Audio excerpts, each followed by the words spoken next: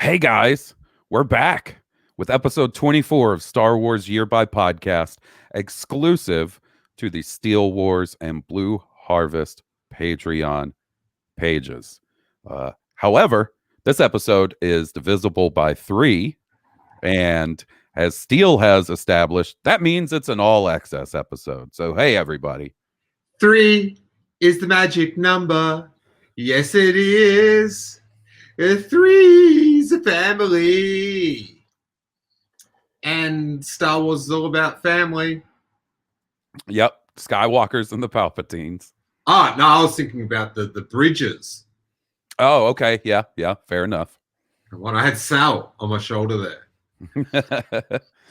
And so please introduce me, host. Oh, and I'm Halls from Blue Harvest, and with me is my wonderful co-host. I haven't got to talk to him in a little while.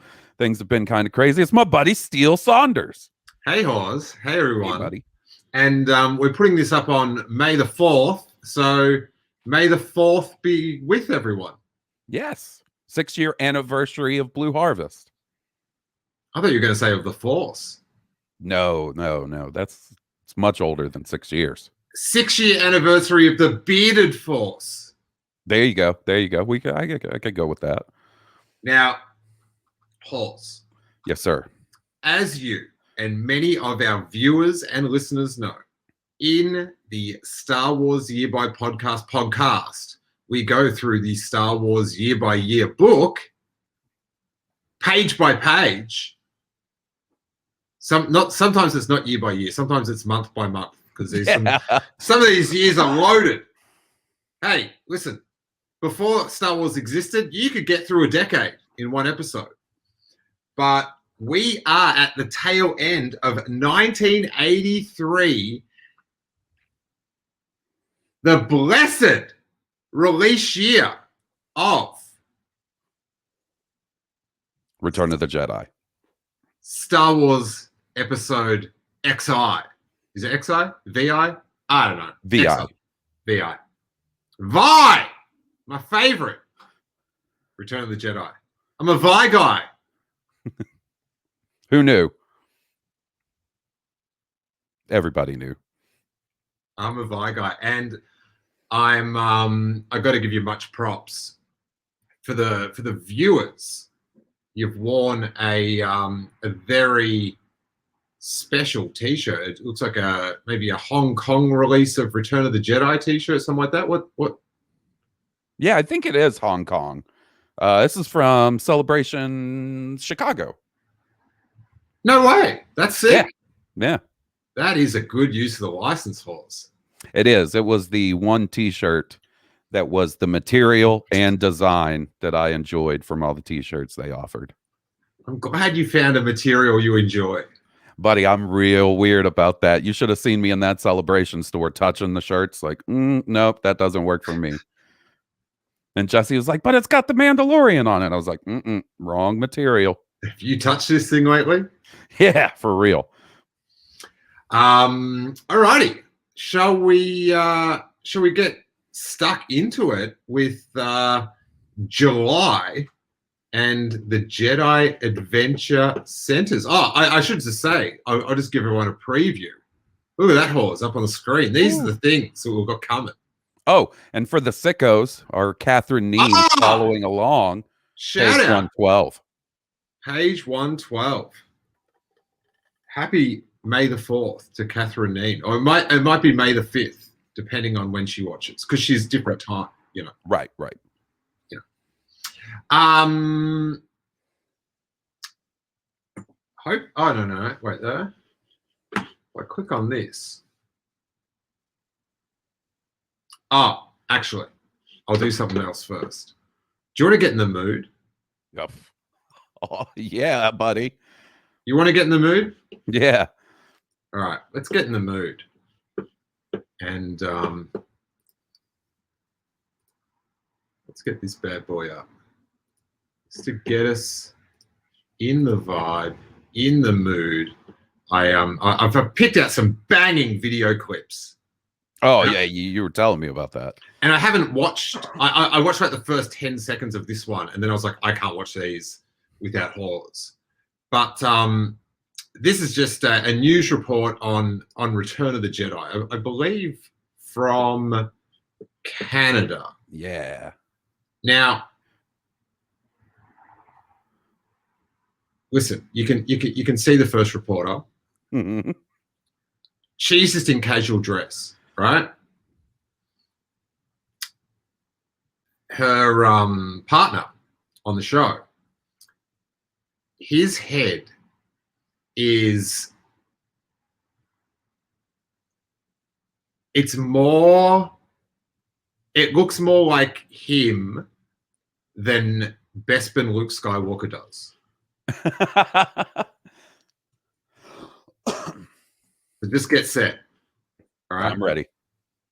Star Wars phenomenon is bigger than ever. The Return of the Jedi is now sweeping the continent, with long lineups that started days before the film even opened, and record-breaking earnings on its very first day. Luke Skywalker has jumped from the entertainment page to the front page of North America's newspapers. You can't escape from Star Wars mania. Everybody's talking about it. Millions are going to see it. Oozing with personality. Return of the Jedi. Just in time for summer, everyone's favorite space Wait. rebels have returned to set things straight in the galaxy. Right. I'll forward. I'll forward to like there's some bizarre footage I've just panned up to in like, I don't know if it's in their parliament or what's going on here, but Cultural phenomenon, and has become part of our vocabulary. The only thing the president didn't tell us last night was that the evil empire was about to launch the Death Star against. Oh, got him. It has also been co-opted by the news media and bang, pow! He was sitting on that one. He was you could tell he was waiting. He thought of that the night before, and he was like, "Oh, he lost sleep that night. Oh, I can't wait to say it." You watch him; he's looking around for the laughs before he's gotten to the punchline. That's how confident he is. Check this bad boy out. part of our vocabulary. The only thing the president didn't tell us last night was that the evil empire was about to launch the Death Star against the United States. And the guy behind It has him also been doesn't co-opted by even react. Just keeps writing. Star Wars reference. Star Wars reference. So that just gets us primed up. But Hawes, take us into the Jedi Adventure Centers. Thank you. July. I was trying to pull up the page and I was like, I'm gonna have to look down to read what that is. But it should go. Oh, here we go. Hit us up, Hawes. 130 Jedi Adventure Centers are sent out to malls across the U.S. Devised by distributor 20th Century Fox to promote the release of Return of the Jedi, each center is 91 kilograms, 200 pounds, modular walkthrough displays that fills a 2.5 meter. Hawes, can I just pull you up there? So, 1983, the Return of the Jedi Center, the Adventure Center, weighed 200 pounds. What's the conversion with inflation to now? Oh, I'm not quite sure, buddy. Okay, sorry. Could not resist. And features 3 separate activity areas: a Jedi Hall of Fame, photo center, and a communication center. It is the most ambitious movie promotion Fox has ever staged at shopping venues. And would never be topped. Man, I wish I could have checked this out. Dude, the Jedi Hall of Fame. Buddy, there's only going to be like 3 people in that Hall of Fame in 1983. They're going to be Yoda. They're going to be overlooking some big names. Yeah, I know. There's no Mace Windu listed, no Ki-Adi-Mundi. Yeah, well, you know, it's people that watch the prequel trilogies like, oh, where's Ahsoka Tano? Oh yeah, or Qui-Gon Jinn. People in here are like, where's Mace Windu? Yeah, I mean, I tell you who should be in the Jedi Hall of Fame. Fake Mace Windu. Fake Mace Windu. Oh, come on, horse. Fake Mace Windu. Fake fan is what I'm. Why'd that go to the next thing? You don't know fake Mace Windu? Is this another thing like Big Luke and Little Luke? Wait there. Come on, buddy. I'm fake fan. That's what you are. Well, I know who Revan is. Oh! Got him. Damn! Damn. That's below the belt, horse. That is Star Wars fandom, like the core of it is knowing that. All right. Let's get this bad boy up there. Man, big on the images. So, when in the Phantom Menace, don't know if you've seen it. I have. So, well, this photo is got everything for you that I'm about to bring up. When all the Jedi arrive on Naboo. Oh, yeah, the guy in the background that is not Samuel L. Jackson. Is definitely not Samuel L. Jackson. That is. There's Kiadi. It sure is. And Plo Koon. Kiadi behind you. It's not Mace Windu. It's an imposter. Turn around. Turn your big shaft around. It kind of looks like he's purposely not looking at him. Like, don't make eye contact. Don't make this weird. I tell you who knows something up. That's Sheev. Palpatine. Look at the smile on his face. Just can't trust him. He's like, ha. I brought fake Mace Windu with me. Nobody will notice. Should have kept the fake one, buddy, because the real one didn't do much for your complexion. I've got to tell you. He sure didn't. Man, you reckon that the Tatooine sun ages you after a couple of decades? What about one Arvo with Mace Windu? Damn. But I don't even know why we started talking about fake. Oh, Jedi Hall of Fame. The Jedi Hall of Fame. All right, Tangio. Happens. Hey, man. But yeah, I have no knowledge of this Jedi adventure deal. No, this is the first time I've ever heard of it. Oh. And like the picture doesn't show the first time you've ever heard of it. Yeah. Really? Scoops. Hey everybody, it's the first time I've ever heard of it. Breaking news. Look at that. Hashtag the Bad Batch. Scoopos. Good to see. No one expected a scoop, but it's a May the 4th miracle. Hey man. You're finding out 38 years too late. But if anyone's ever been, please. Oh, I would love to hear. I wish we had some better pictures of it because the one picture that's in the book doesn't. Are you having a go at me? No, I'm just saying, like, I wish there were better pictures in the book. Nothing against you, buddy. Come on now. Thank you so much. I tried to find a video of it or something, and that's how I found that that video I showed you before. But, okay. Yeah, it's Jedi Hall of Fame Photo Center, Communication Center. How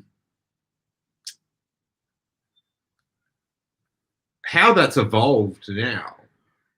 You know those like Johnny Rockets burger places. Mm-hmm.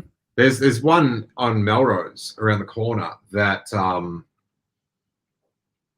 it's not Johnny Rockets anymore, and it's sort of now it's a permanent sort of restaurant, but it used to just be pop-ups for all this stuff, and they would do like the hyper extension of this. They did a Twin Peaks pop-up for the release. Oh, okay, yeah, and they did up the interior like the diner from the diner.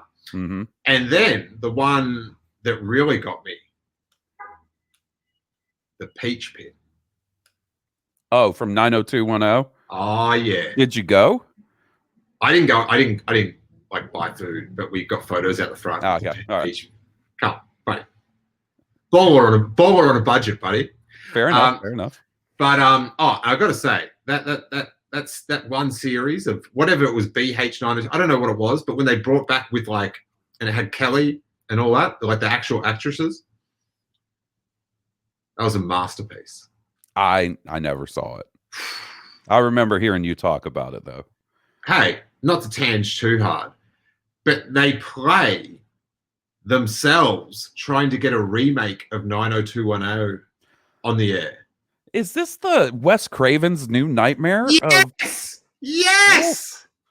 Ooh, oh no, buddy. So good. So good.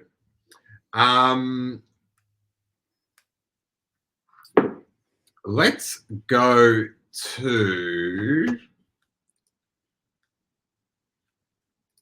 got this bang. Death Star Battle. What month is this? Is still in July. Mm-hmm. On the Atari. Woo! Not that I think I rented this game when I was a bit older. I rented it from the video shop. Mm-hmm. And because Atari was sort of like a dying or dead system, they were I think I only had to pay them like $1, and then I could just come back and swap the cartridges whenever I wanted because no one else was using it. But anyway, Death Star Battle, Star Wars, Return of the Jedi, Death Star Battle is released by Parker Brothers, the Atari 2600. Vroom, vroom. Of course, my version and many versions featured wood paneling. Yes. They had that one, and then there's the all black plastic version. Not my Atari. Not my Atari. Well, a cool little Star Wars fact about it, that has since become known as the Vader model. Interesting. For the Atari 2600, set in the Endor system, the game offers players the chance to pilot the Millennium Falcon against many TIE fighters before entering the second Death Star's main reactor to destroy the battle station. And we have got some sweet art there with some TIE interceptors taken on the Millennium Falcon. But, Hawes, I promised you video clips. Oh, I was going to say, I might have to request an audible, like an extra video clip. It'll be super easy to find, but I'm interested to see this one. We have got an advert coming up. Let's just Chrome tab, Return of the Jedi. And a few of these videos that I've got are from, I've never even come across this channel before, but it's Mr. Vintage Star Wars. I'm going to give him a like. I'm going to give him a subscribe. How do we go? Yep. See? Yeah. All right. I'm going to check him out. I like this idea. Mr. Vintage Star Wars. Now, so this is the Return of the Jedi Atari Death Star Battle video game. And just on any of these, if you don't hear the sound, just holler out. But okay, it should be good.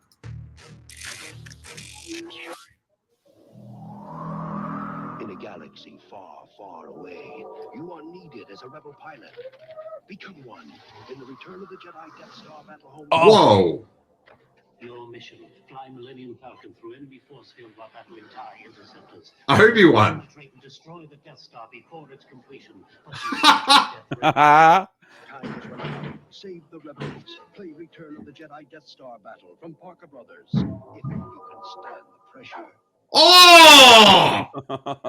Hey, that's not a half bad X-Wing costume for a Atari commercial. I got to be honest, X-Wing pilot costume. What about if you can stand the pressure? If you could stand the pressure.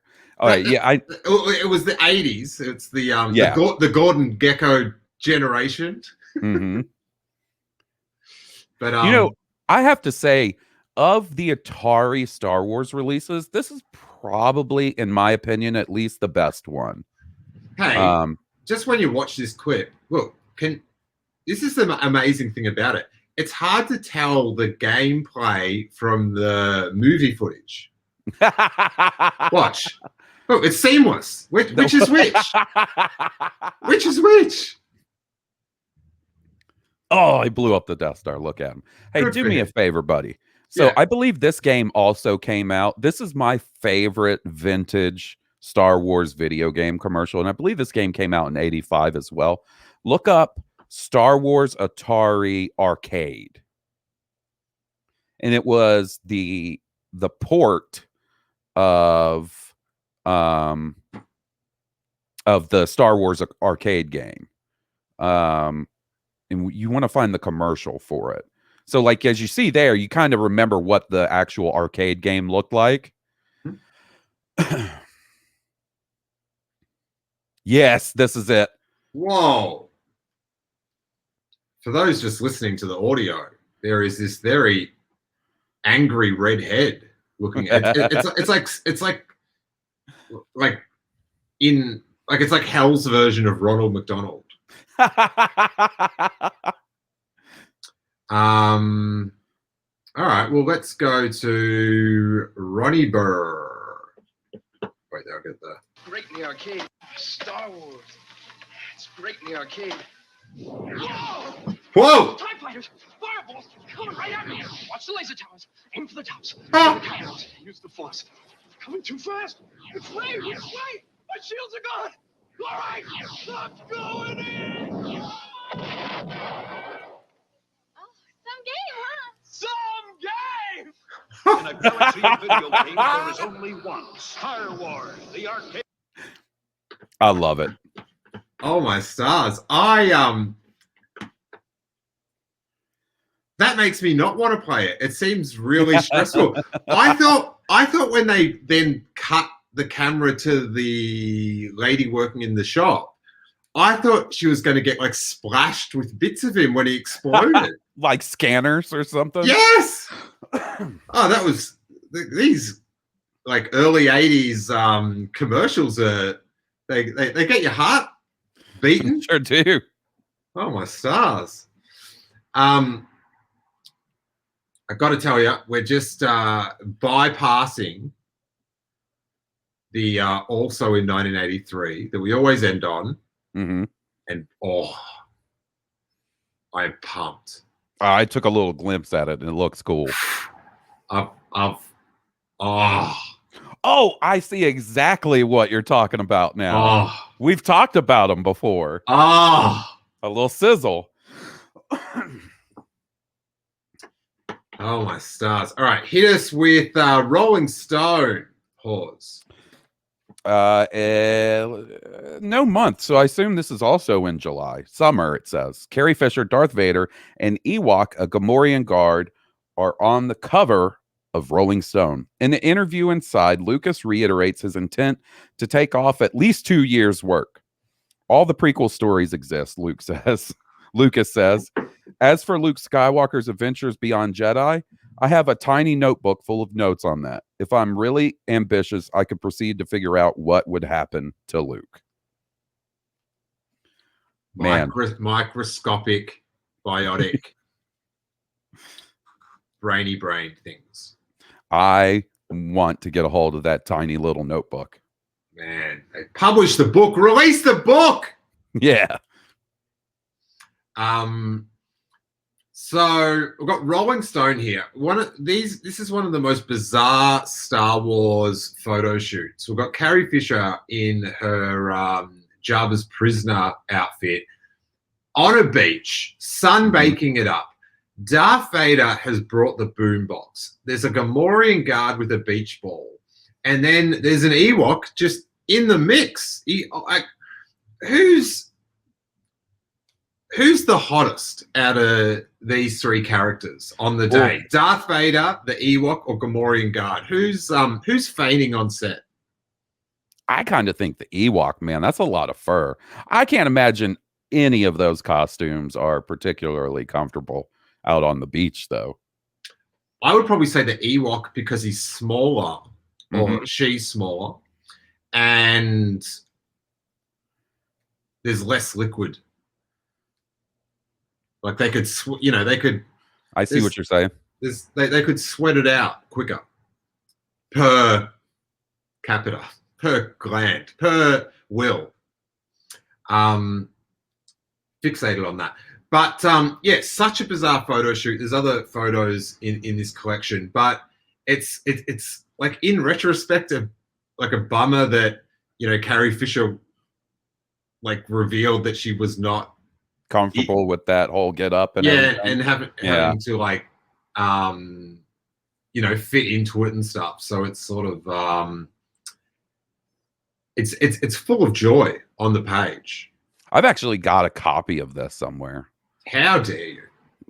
Hey man, you come across these things in a antique store or a thrift shop, 1983 issue of Rolling Stone with Star Wars on the cover. Who can blame you? Who can blame you? All right, let's hit up.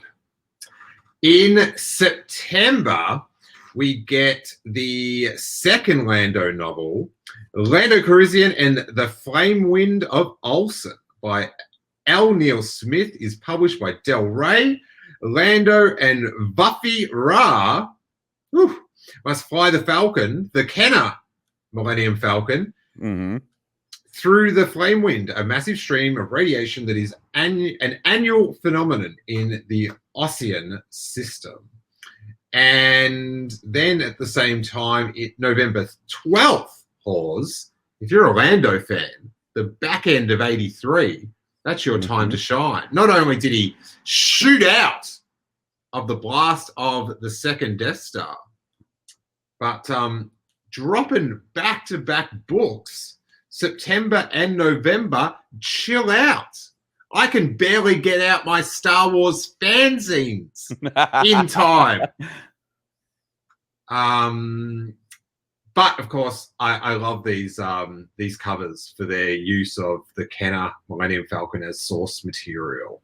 I love that in the Flame Wind of Ossian, he's wearing his General Lando get up in that picture. I love that Lando costume from Return of the Jedi. Yeah, it's dope. It's dope. I think from memory, when I was at Lucasfilm, it was the Lando Calrissian in the Star Cave of Thorn Bocker that I saw the actual painting of. And it was like a movie poster size painting. Yeah, with all the negative space because the title and stuff isn't on there. Yeah. Oh, my stars. I had to excuse myself at one point when I was there because the other people were doing interviews and I was just waiting around. So I said, I'm just going to go to the restroom. Pause. And did you just go wandering? Buddy, I didn't need to go to the restroom. I got to tell you. And I walked some halls. I may have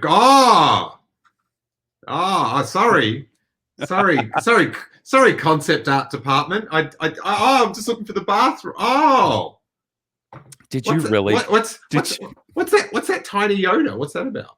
Did you really go into the concept art department? No, you'd have to have a swipey card or something. Yeah. Man, if you had, and this would be the first time I heard that story, man. This is how misinformation works on YouTube, Pause. It sure is. There's going to be a post. Podcaster Steele Saunders sneaks into Lucasfilm concept art department. The shill sneak in. I like that Melbourne sign, buddy. That's new-ish. Oh, it's a skateboard deck. Oh, okay, cool. Yeah, it's have you ever heard of like chocolate skateboards, the brand Chocolate? No, I haven't. That's not one I'm familiar with. Oh, okay. Do you know Girl Skateboards? I do. All right. Well, their other company is called Chocolate. Okay. And their font is like that. And they did a few in a movie, one of their videos, they made ones for different American towns that they were skateboarding in. And so Stussy in Australia sort of did a tribute to it and put out a Melbourne one. Oh, that's cool. About 15 years ago. So it's one of my prized skateboard collectibles that reminds me of the mother country. You know what I'm saying? That's awesome. Hey, is it your turn or my turn? Well, you did the Lando novels, so I guess I should go next. Do you want me to jump over to October? Heck yeah. Mad Jedi. Mad Magazine features the satire Star Wars rehash of the Jedi. Oh, damn! Written by Dick, that's right, DeBartolo, and illustrated by Mort Drucker. The satire confirms that Darth Vader is a sadist, More like not a mathematician. More like fart Drucker. Am I right? That's right, man. And well, his Dick's one's already done for us. So yeah, that was a layup. Mm-hmm. And I got to say, that's despite them, doing the whole rehash of the Jedi thing, that's a pretty cool cover. With B.A. Baracus under the mask of Darth Vader, and the trio is very shocked, and Wicket. Woof! Look at that Wicket horse. That's nightmare fuel. Can you imagine? Imagine that scene in Return of the Jedi when, Leia crashes the speeder bike and she's hanging out, and that steps out of the woods.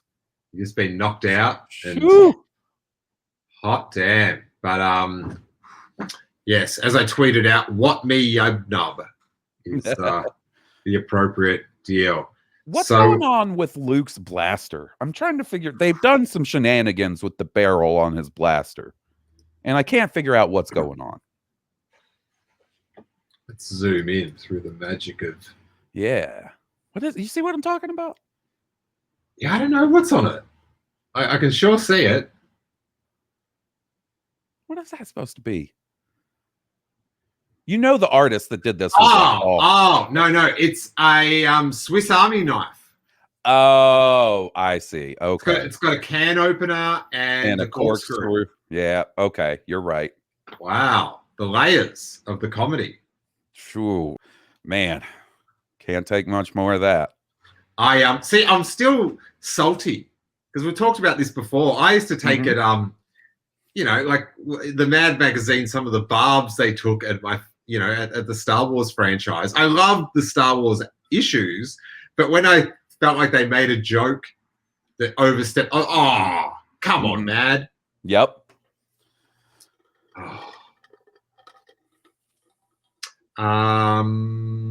Let's hit.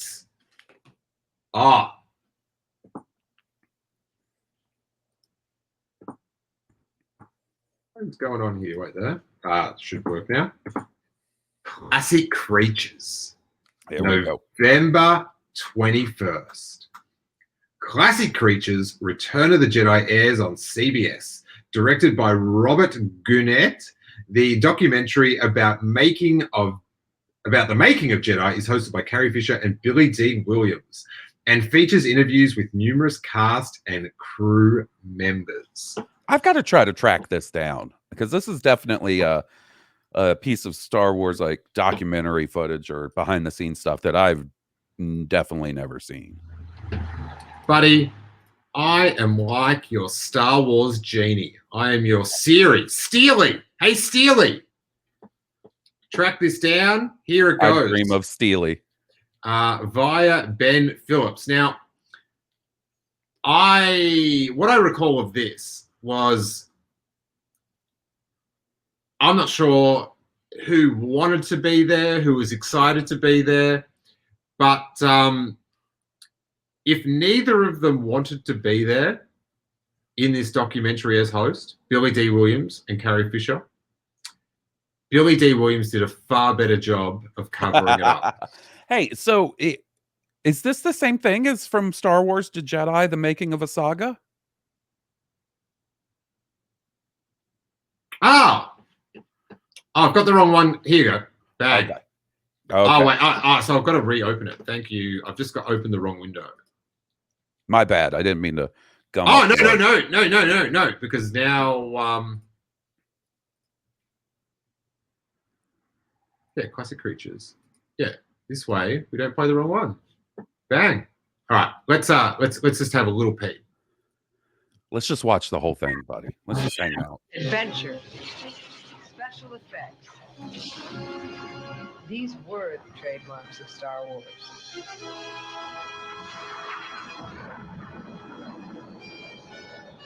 Now, filmmaker George Lucas has turned his attention to an area that has long fascinated moviegoers: monsters and creatures. In Return of the Jedi, the Star Wars galaxy is occupied by a menagerie of creatures, the likes of which have never before seen the light of a movie screen. The Star Monster, Jabba the Hutt, The Star Monster, Jabba the Hutt. scum and villainy. He's not unlike the monsters that frightened early moviegoers. Now, Carrie, I just don't know if she's putting her heart into this. Yeah, it's all right. I got to say that furry jacket, that brown and fur jacket that George was wearing at the beginning, that is a good jacket. I'm pretty sure my buddy Will has a jacket that's very similar to that. Here's her with Salacious. Teddy bears. When George Lucas began to work on the Ewoks. Star Wars trilogy over 10 years ago, no one suspected that an endearing little creature, something like a teddy bear, would play such a large role in bringing. Do you find her hair being like this unnerving? Because it's so un-Leia, right? Yes! Like, yeah. How dare she?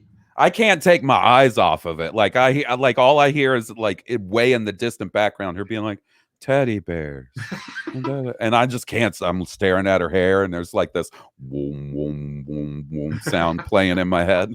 About the defeat of the Empire. Not even George.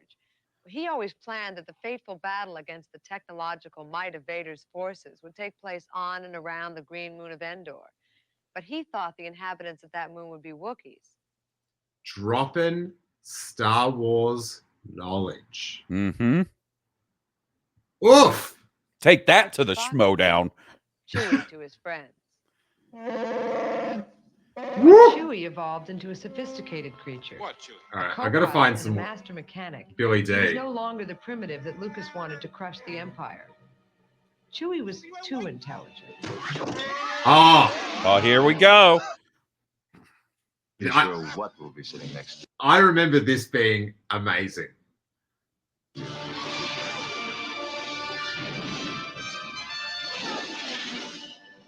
Odd co-pilots in Star Wars. I mean, Han Solo had a Wookiee. Put his hat on. Whoa. Flew with a what? A face like a halibut? I do not like none without the hat. General Akbar is a cross, I guess, between a lobster man and a creature from the Black Lagoon. A good creature, Akbar. Proof that ugly is not necessarily bad. Oh, that's a veiled compliment. Now, this guy, he's ugly and bad. He's ugly and bad. Help! Quickly, Arthur! Salacious says he's depraved because he's deprived. But some creatures have accepted and enjoyed the way they look. Enough of this serious talk. I'd like to regale you now with... Oh, that's Admiral Akbar. I'm ugly as sin. 'Cause beautiful's out ugly's in. If you're ugly like me. God, there's going to be like a backlash to the conditions on the set here. Yeah, man. Wow. You're in good company. 'Cause there's millions of Vasu. If you're just listening, it's the puppet of Admiral Akbar doing singing that song. Delightful. That is that is one of the classic documentaries, and I have to check it out. This one's just on Mr. Anderson. 4 zeros and then a 1, but I'm pretty sure this is on Disney Plus. Oh, really? Okay. Yeah. I'll have to look into that. I know. I'm There's watching a lot of Disney Plus lately. There's some good little bonus things in the movie extras. Okay. Like each different movie. So check that out. Disney Plus. Only on the internet. Is that right? I think it is. All right. Let's bang up to After Endor. Is this me, Hawes? No, you just did classic creatures. All right. Well, this is how dare I even step in Hey man, to read this one. I didn't want to say anything. All right, sorry, dude. November 22nd, Star Wars number 81 ships. Cover date March. Oh, so which March? Which March? March 1984. Shouldn't this be in 1984 then? Skip this one. Come on. Written by Mary Jo Duffy and drawn by Ron Friends, Tom Palmer, and Tom Mandrake. Jawas of Doom. Bum, bum, bum. That's a good band name. It's the first Star Wars story set after the events of Return of the Jedi. The Jawas discover an unconscious Boba Fett in the desert and mistake the armored bounty hunter for a derelict droid. Meanwhile, how dumb are these little brown cloaks' eyeballs? Meanwhile, Han Solo returns to Tatooine, unaware that Boba Fett, last seen falling into the maw of the Sarlacc and Jedi, is still alive. After Solo confronts Fett again, Fett appears to meet his end a second time. Oh, God. See, that was the thing. That's why I knew Boba Fett was safe in The Mandalorian. Because you don't bring him back. You don't bring him back to kill him. At least not right away, I guess. I reckon.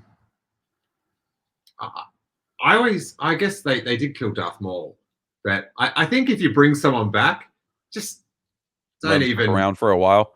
Well, it's like, well, why are you going to care the second time? Yeah, I get that.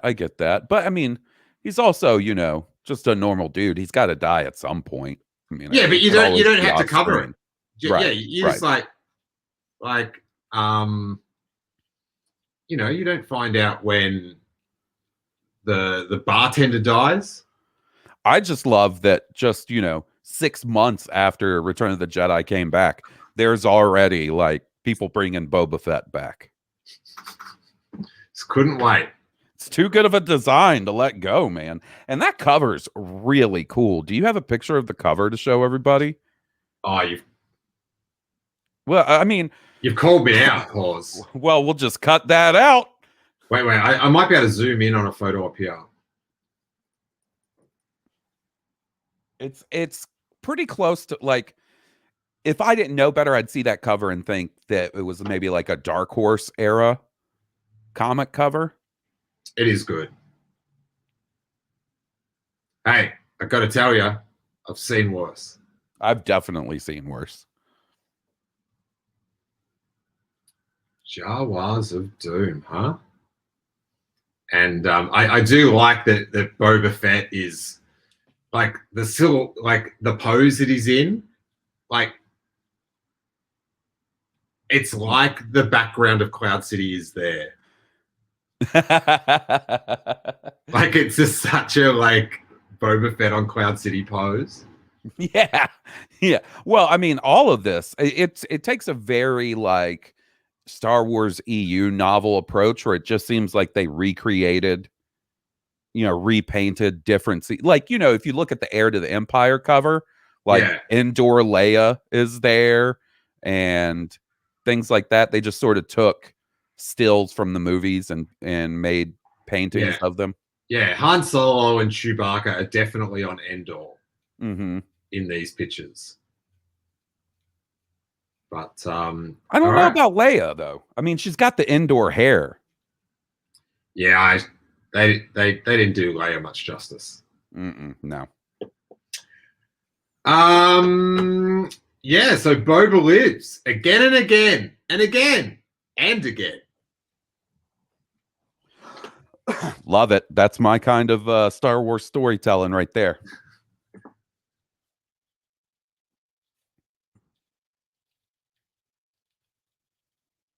First mobile phones. Down the bottom, yeah? Well, yeah. Wow. Microsoft Word launched. Thank God. Alrighty. Sorry, just doing a getting things in order. Okay. December ends with a sweet Christmas gift. Saga documentary From Star Wars to Jedi, The Making of a Saga is broadcast on PBS. Written and directed by Richard Schickel and narrated by Mark Hamill. He was the Joker. The documentary film is an overview of the entire Star Wars trilogy with numerous interviews and behind-the-scenes clips from the movies. And I remember, Hawes, sometimes at some point in the 80s, if you bought the 3 Star Wars movies, you get a 4th cassette, and this bad boy would be in there. That obviously, like, I was 9 months old when this came out or something, so I didn't watch it on TV, but I definitely rented the VHS of this documentary. Ah, the rent. Mm-hmm. Love it. So sweet. I do have a clip, or the entire thing. Let's just watch it all, buddy. Sit back. All right, let's see what goes on here. Do your thing, Mark Hamill. Narrate. Narrate like you've never narrated before. Whoa! Wow.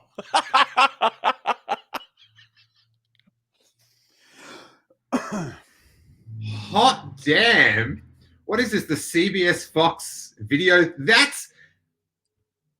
Does that noise bring back memories? Goosebumps? It does. There's also, do you remember I think it was TriStar that had the horse? Oh, like, yes. Galloping through like space or something with certain music behind it. That one always reminds me. And then the New Line Cinema one, because that's what was before all the Nightmare on Elm Street movies. Bloody hell. Stick to Star Wars. May the 4th. This one, I love that it's so overzealous, but it fit the occasion. Because you're like, yeah, man, I'm about to watch some Star Wars. I've put the cassette in. I've ejected the last cassette. Haven't put that away. I've just left it on the ground. Let's be honest. Didn't rewind it either. Bang this cassette in. Found the remote control. Press play. And then we get this. What is going on? Oh, natural gas leak. Excellent. Wait, in your house? No. Okay. All right, here we go.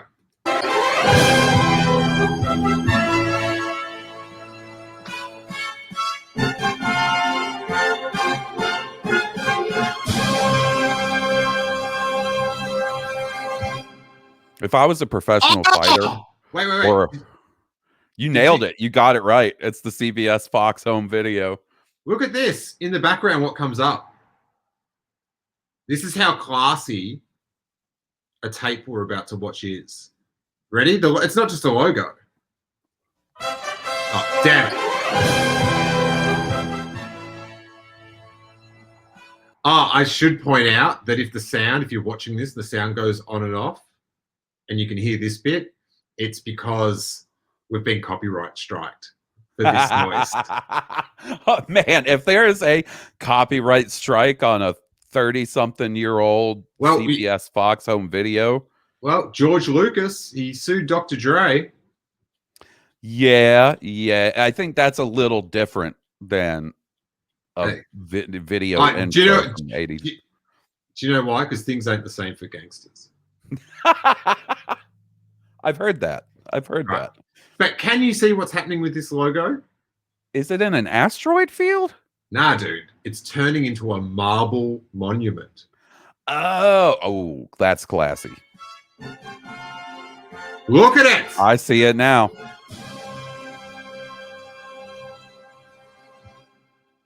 Dang, that's tight. CBS Fox Video presents a collector's preview. What the bloody hell is this? Uh-oh, hold on. A long Oh, time ago. Here we go. In a galaxy far, far away. Again, if the sound goes out. Talking over this. Yeah. Oh, wait, this is too new. What the hell's going on here? All right. No, why is this all new? Why does this look good? On such a complex project, Here we that's go. at least one job too many, according to George. George co-wrote The Empire Strikes Back, oversaw pre- and post-production, and Irvin Kershner directed. Oh, here's a good bit. Salacious Crumb. I mean, Slice Noodles. Stage. His legs were connected to hers by rods, so she could duplicate his steps precisely.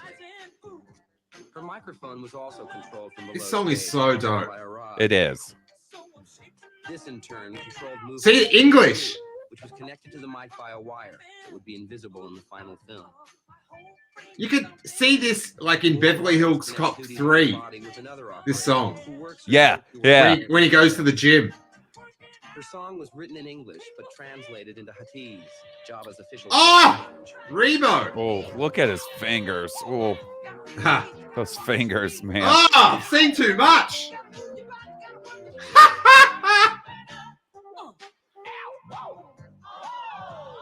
Pack-up night in the A man. into a farewell party. They're getting set for one of those iconic ILM. Look at all the things we made photos. I love those. How sick is that? That is So good. That's a great bit of. This is up there as one of, if not the best, Star Wars original trilogy documentaries, I think. The one that came with the DVD is pretty good. Empire of Dreams, I think, is the best. I could hear an argument from Star Wars to Jedi, but I personally think Empire of Dreams is the best. Empire of Dreams. Now, Horse. Yes, sir. Are we up to the also-ins? Let's do it. Right there. I will hand it over to you while I compose myself. Also, in 1983, merchandise. They had a Return of the Jedi roller skates made by Brookfield Athletic. I do have to say, not that pair, but back in Australia, I do have a pair of Wicket the Ewok roller skates. That's cool. That's cool. I never had them when I was little. I just sort of... You got them like later in life. Yeah. They didn't fit. But that was one of the things that Jackie was like, but why are you buying? Like, what? Like, why? It's weird that you've got these little girls' roller skates now. And I'm like, oh, little boy. Like, it's fine. One of my favorite... this is good plug for anybody that's listening that's not on the Steele Wars Patreon. If you're listening on Blue Harvest or watching on YouTube, one of my favorite from the Vault Steele Wars episodes is when you and Jackie are in France, I believe. Yeah. And you guys go to like a flea market or something. Yeah. And she calls you over to show you something, thinking you will think it's stupid. Like, and it's a Star Wars like track, like a race car track with the little Ewoks on the speeder bikes and stuff.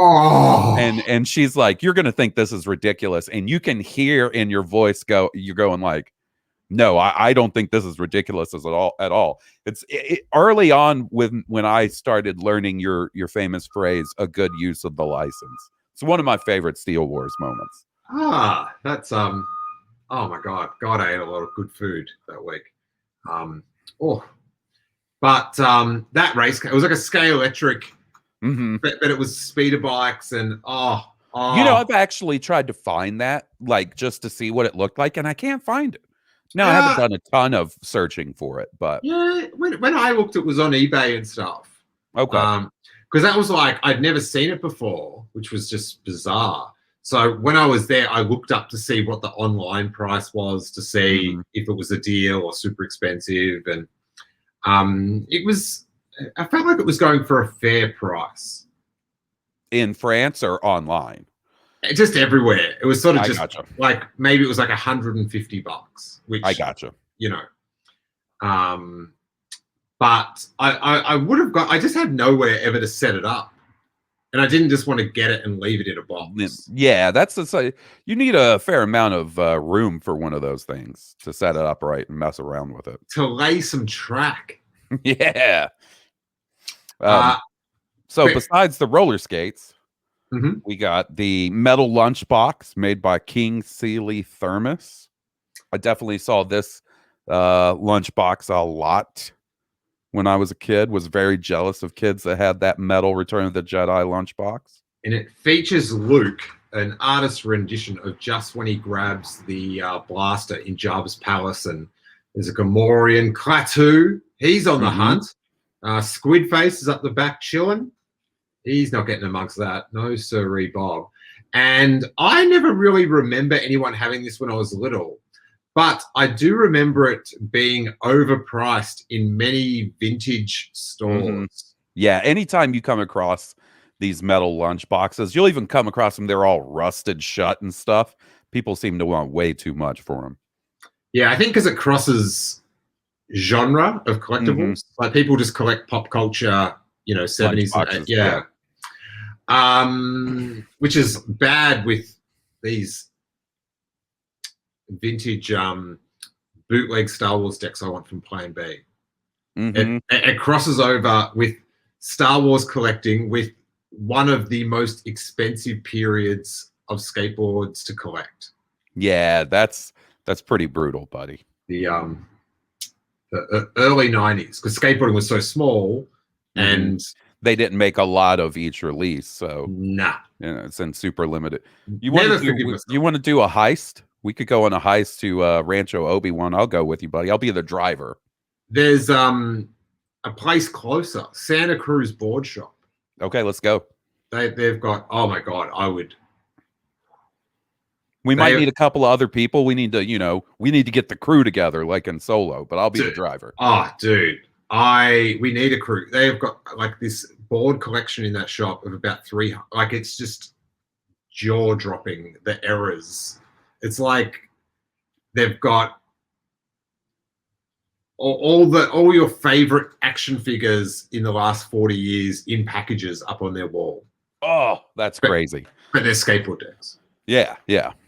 And then the big one from the also end that we've talked about before, that if you are a longtime Steel Wars listener, you'll know the story behind these. Kellogg's cereal promotions from Australia. Oh, mate! Breakfasters rub off the silver spot on the decoder disc to see if they have won one of 2,620 Tall Toys Return of the Jedi prizes. Now Tall Toys was Kenner. Right, that's who did the Kenner stuff in Australia, right? Yeah, kind of like Palatoy was in the UK. Yeah, so you're scratching for like B-Wings and ATSTs, speeder bikes, and these came in cereal, and we must have ate a lot of cereal because you had a bunch of them. A ton, like at least 8. And I surely I've told you the story of how I tried to wear them to the Return of the Jedi. Yeah. So I think sticky taped them maybe onto a hoodie sleeves, and because I was getting into my Star Wars mood, and Mum said, "Oh, you are not leaving the house with those things sticky taped to you." And that she doesn't remember it, but obviously it still stings. It stuck with you. Yeah.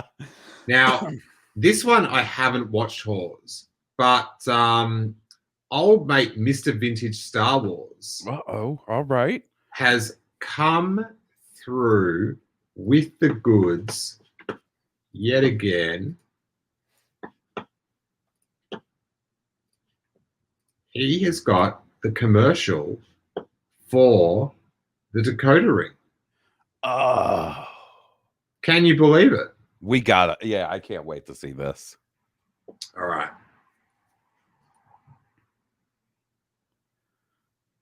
Now, from a galaxy far away comes Kellogg's named decoder game. In specially marked packs of Kellogg's Rice Bubbles and Cornflakes, there's a Star Wars Return of the Jedi. Oh. up the silver spot. Oh. Name like Luke Skywalker or evil Darth Vader, and you could be an instant Oh. winner sweepstakes entry over 2,000 Toll Toys Return of the Jedi. Oh. Kellogg's Name Dakota game in packs of Kellogg's cornflakes and rice buttons. May the Force make you an instant winner. That's pretty cool. Do you remember that commercial?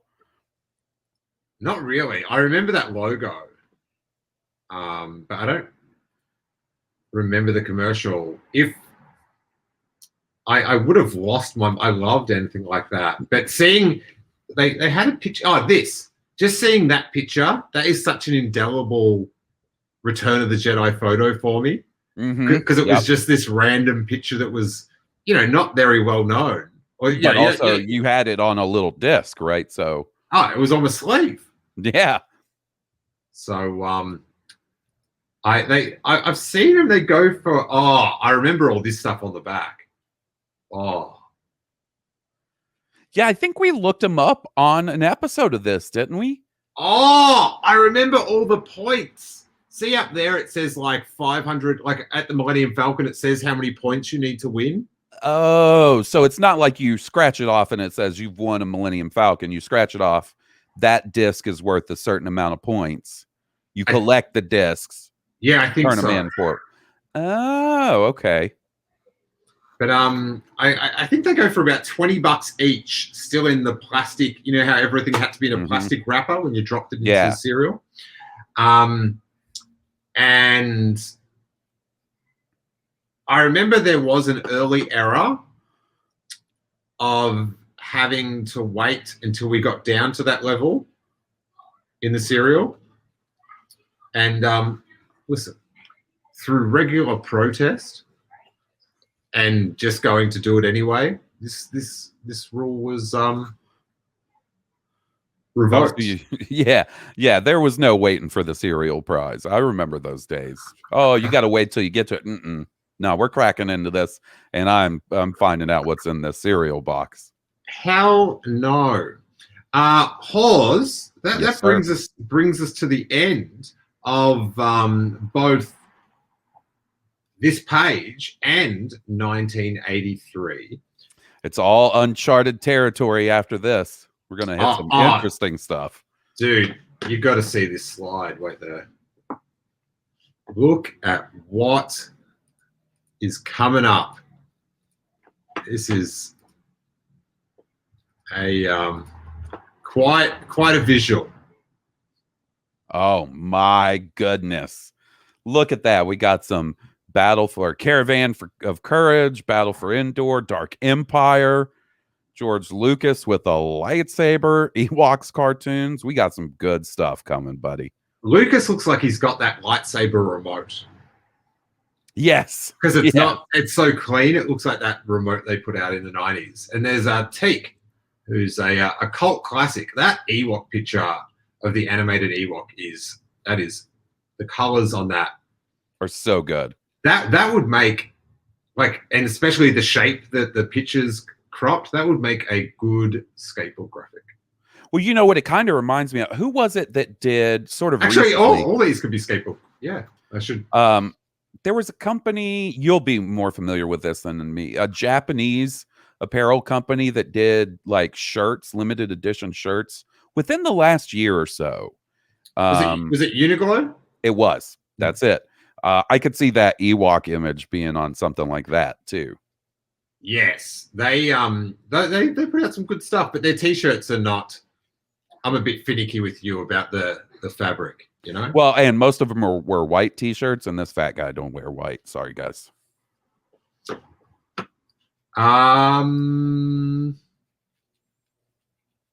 want to skip ahead? No, it checks out. Oh, yeah. Got a black t-shirt on. Yeah, should we do our patented random skip ahead? Yeah. All right, do you want to go first? I'll put you on the. Okay. Wait there. I'm not looking. I'm just gonna open to a random page. 162. Ooh. Oh, buddy, this is some good stuff. Page 162. There's some good stuff and one thing that it ain't so great. Whoa. Whoa, this is some good stuff, right? Look at this. Oh my God. Hold it up, pause. Okay, so we got the not so great thing, I would say, is the Bendham's 4-pack. But besides that, we've got Star Wars Galaxy's cards and Tales of the Jedi comics from Dark Horse. Dude, this page has got Tales of the Jedi, Star Wars Galaxy, Bendham's Rebel Assault video game. Oh yeah. And Micro Machines. Oh my goodness. There's some good stuff. All right. That's 1993. Mm-hmm. Wow. All right, what page you skipping to, buddy? Oh my God. That I can't. That is a very a lot of those things were that was very much not that was my 1984. No, wait. 1993. 19, yeah, it would have been 1994. Those things made their way to Australia and yeah, there's a lot of the stuff on those two pages definitely play on my interests in Star Wars in a big way. Have you done you're going to do an opening of No, do you want to see the boxes? Yes. Let me go grab them real quick.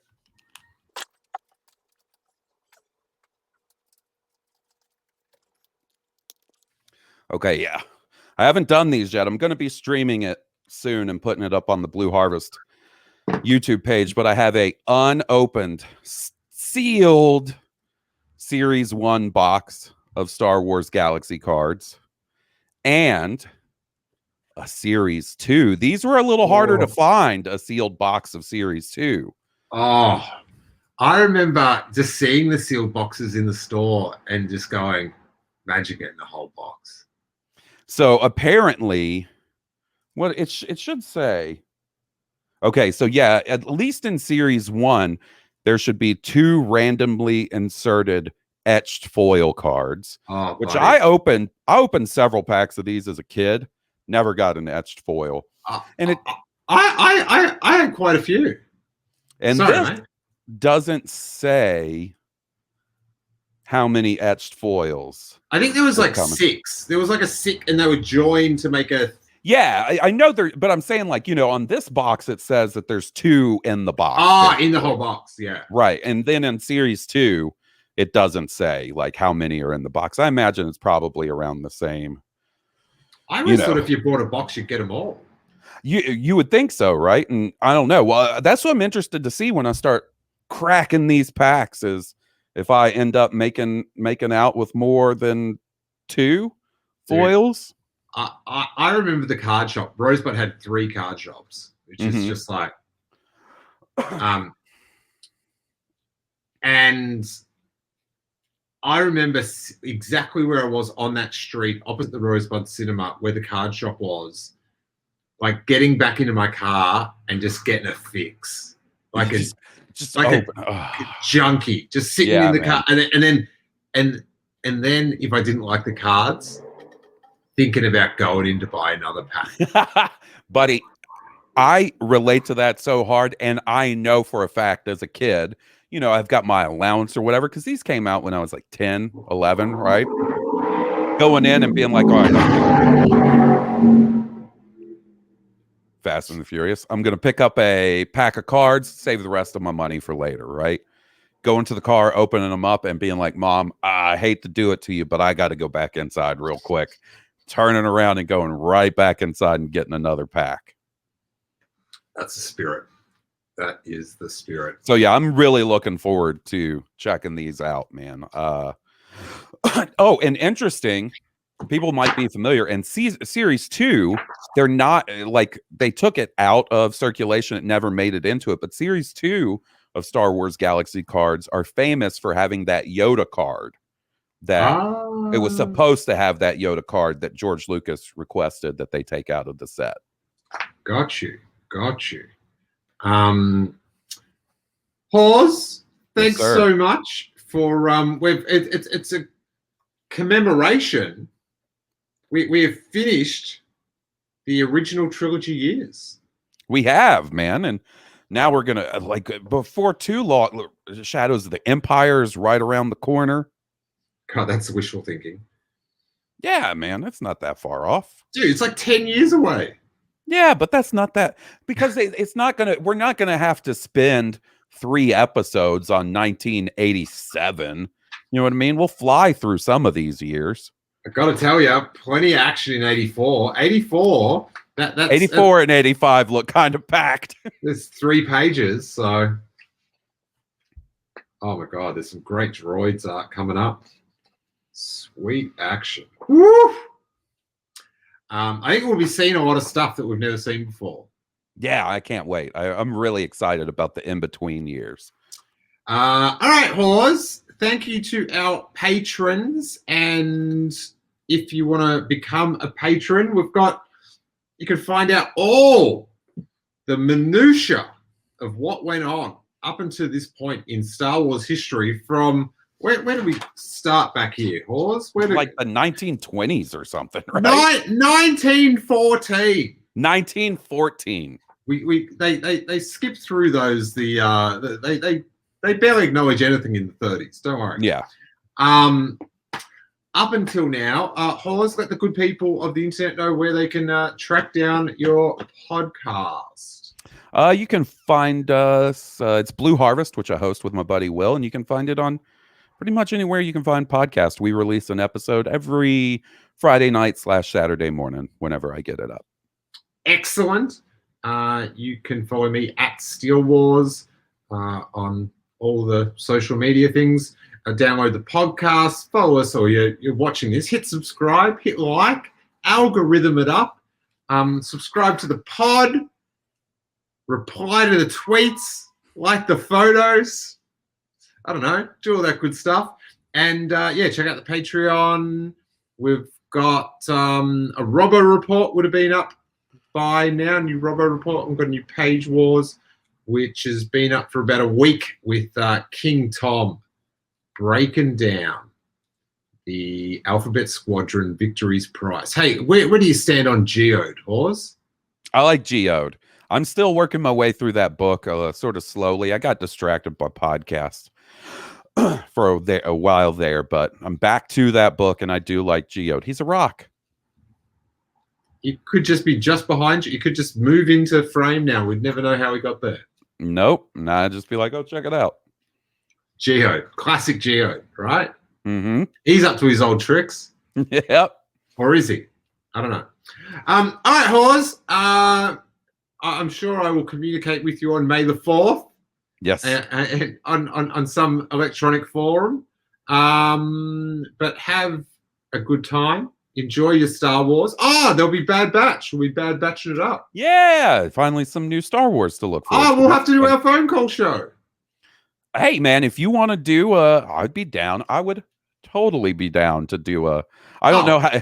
I'm wondering if the excitement level is going to be like a little less than it was for some of our Mandalorian phone calls. Well, that's the experience. Follow. Yeah. Not everything can be Ignite the Green. You know what I'm saying?